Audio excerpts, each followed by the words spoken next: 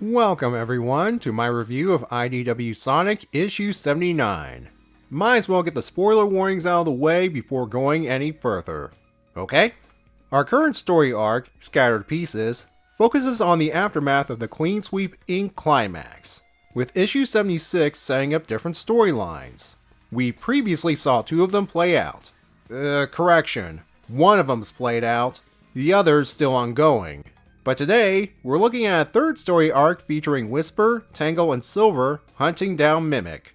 The Whisper-Mimic conflict has existed for a long time out of universe, and probably in universe as well. So I'm not going to recap the whole thing here. We'll be here all day. Instead, I'll highlight what issues contain the most important points of the conflict. The Tangle and Whisper miniseries first introduced us to the conflict, with its third issue showing us how it got started in the first place. The 2024 annual showed us Mimic's early life, and how he met Whisper in the first place. And then there's the entire Clean Sweep Inc. saga itself, which showed one of Mimic's most elaborate disguises yet so he can infiltrate the Restoration on Clean Sweep Inc.'s behalf, only for him to be exposed at a critical moment and forced to go on the run once again. It should be noted that Mimic had to make sure he wasn't exposed early on by throwing off Whisper's scent and tossing Silver out because he was the biggest risk to him at the time. So now Whisper, along with Tangle and Silver, wants to find Mimic, and even though Tangle wants to capture him, Whisper clearly intends on eliminating Mimic once and for all. Even the teaser page in the previous issue stated that this will be the final confrontation between these two enemies. Will it though? Only one way to find out. We begin with Whisper at the outdoor cafe in Rainbow Ravine. We've actually seen Rainbow Ravine before. It was one of the stops Sonic made on his quest to dispose the Warp Topaz in the 900th Adventure Special, and it's where he met Blaze, Cream, and Cheese. Speaking of which, Cream walks up to greet Whisper, and Whisper asks stuff like, "Where's Cheese? And how's her mother, Miss Tapioca?" Cream replies that Cheese has a tummy ache, and says her mummy's name is Vanilla. Yeah, if it isn't obvious by now, it's not Cream, it's Mimic. This is a reminder that whenever he takes the appearance of a more well-known character, he gets details wrong.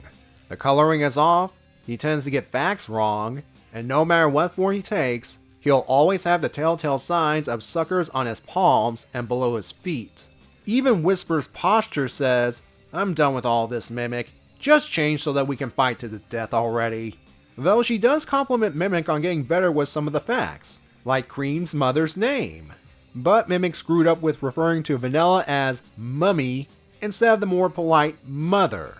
And I think based on the spelling of Mummy, Mimic was going for a more British accent. That would have tipped off Whisper right away, because in case you're unaware, she did hang out with the real Cream and knows what she sounds like. As Mimic changes back to his normal form, he spouts how they used to gather information for the old team until Whisper brings up the betrayal. The two go back and forth on the concept of teams. Mimic brings up the liability of belonging to one, while Whisper counters that they help you improve and cover one's blind spots. And yet, here's Whisper, all alone, no backup whatsoever, both ready themselves for their big fight. As Mimic grabs his knife, he wonders how Whisper will reach for her Wispin and risk firing it among the innocent crowd. Whisper won't have to because that's when she springs her trap, courtesy of Silver.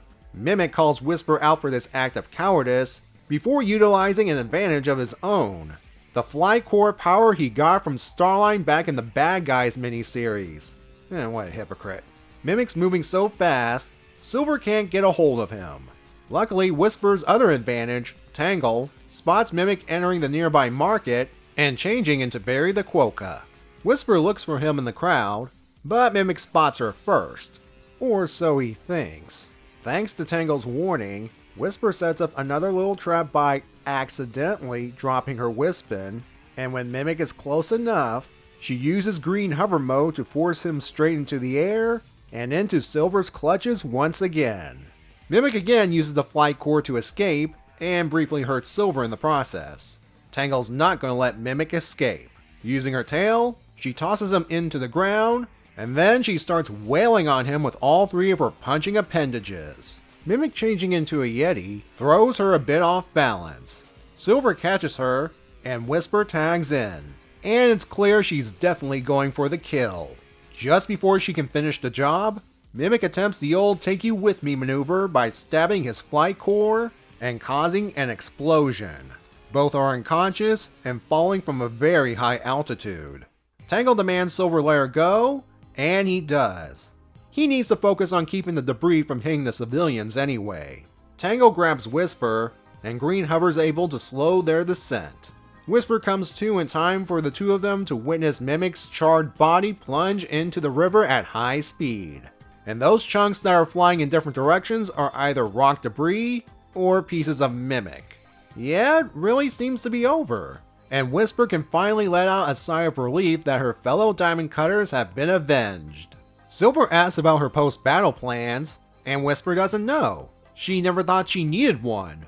For now, Tangle offers to take Whisper home, and Whisper accepts. Once again, we end the issue with a preview of the next one. In this case, it's picking up on the Sonic and Chaotix plot thread. They're in Rainstorm Forest heading towards the coordinates Clutch gave them, while in the background, one of Eggman's giant robots stalks them, waiting for the right moment to strike. After giving it some thought, I believe this is the final battle between Whisper and Mimic. You could argue, Mimic still has a bunch of story potential. That might be true, but when you really think about it, how many times are we going to have the plot of Mimic infiltrating a heroic organization to do shady things, then bail when things get too hot for him? That's been pretty much his entire shtick ever since the Eggman War.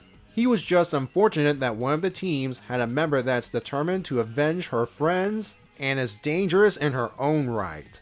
No, I think the writers made the right call in ending the Mimic plot thread before it got too stale, even if it meant losing another comic-exclusive villain in the process. Besides, I believe he peaked during the Clean Sweep Inc. saga in terms of infiltration and sabotage. Where do you go from here? Some of you might be thinking, oh, it's a comic and characters tend to come back from supposed deaths, and we haven't seen the body. For the first one, the writers would have to come up with a really good plot reason to bring Mimic back from the dead.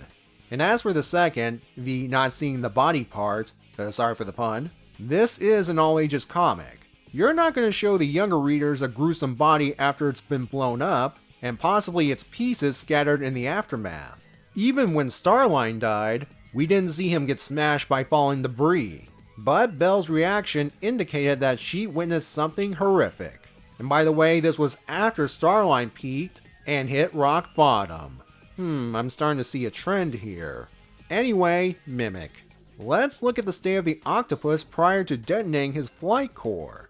Whisper gave him a good whack with his former partner Blue Cube and blasted him point blank with Orange Rocket. He wasn't already in the best shape.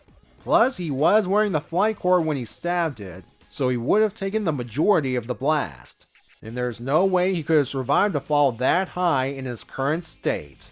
And if those chunks are Mimic pieces, I don't think he's the kind of shapeshifter that can reform after being blown up a la the T-1000. The final conflict between Whisper and Mimic also highlights what's discussed before the fight. The idea of being alone versus having friends / a team. Mimic always believed that the only reliable person is himself, and he tries to evade / attack with his usual moveset, plus the Flight Core power-up. I'm amazed he still had it, although he is the kind of guy that would use any advantage he could get his hands on. Now why didn't he have it during the Clean Sweep Inc. saga? It's possible that A, the writers forgot about it, this does happen from time to time, they're only human after all. B, he hid it away for his deep cover assignment, since he didn't want to risk losing it, especially since the creator is dead, and he probably didn't know how to maintain it. Or C, he did have it on him, but it's a case of use only in extreme emergencies like fleeing from powerful psychic hedgehogs. Unless you're trying to maintain your cover, that is. Compare this to the likes of Whisper's philosophy, learning to be part of a team to help uplift, improve, and cover one's blind spots. Whisper's been alone since her team died, if you don't count her wisps, of course. She did fine for a while, but the first time she needed assistance from other people, at least on panel, was when she met Sonic and Silver in one of the Eggman facilities. This started a domino effect, leading her to meet more of Sonic's friends, and then Tangle, who helped Whisper defeat Mimic previously. There have been bumps here and there, which are mostly Mimic related, and in one case where she was alone, she almost lost everything, and it's only thanks to her new friends that she was able to recover. This issue is the culmination of Whisper being part of a team and trusting people again, and her choice of partners is appropriate for this final battle. Her admirer as the guardian angel, and her bestest best friend. You know, the kind you want to snuggle up with under different circumstances? Anyway, the three of them work pretty well together, making sure Mimic does not escape this time. By now, all three of them have a grudge against him. Seeing these three in action shows that with the right combination of experience and coordination, you can succeed in your goals. I kinda want to see more of this team in the future. I mean, take the two traps they set up for example. Even though one of them was planned on the fly, both of them almost worked out. If Mimic did not have the fly core, the trio would have won quickly. Now technically they only won because the villain took the coward's way out. Yes, I'm calling what Mimic did cowardly. He did what he did because he knew he lost. He wanted to take Whisper with him. And even if she survived, which she did, he wanted to deny Whisper the finishing blow. But all he did was spare Whisper the trouble of taking another life. Because as far as we're concerned, Whisper's only destroyed Eggman's robots. With Mimic gone, Whisper's now free to release all her pent-up emotions she's been bottling up and begin the healing process. Her lack of mask here could mean that she's allowing herself to open up again. She's even starting to speak normally. Well, a little at a time. But she won't be alone in her journey. As for Whisper's future, well, for the moment, she deserves some rest, and time to hang out with Tangle. But with Eggman still being a threat to the world, I'm sure she can help out every now and then. She still has her Whispering after all, and I do hope they recover her mask. While it might have served as a security blanket, it can still be useful as a long-range visual device and a Wisp translator. It'd be like if Sonic ditches his iconic shoes for good. It just wouldn't feel right. Speaking of which, next time we return to the Sonic and Chaotix plot thread as they're about to be ambushed by one of Eggman's robots. And based on the cover and synopsis, some dark characters are showing up as well. I'll see you in issue 80 for the conclusion of the Scattered Pieces arc. Take care.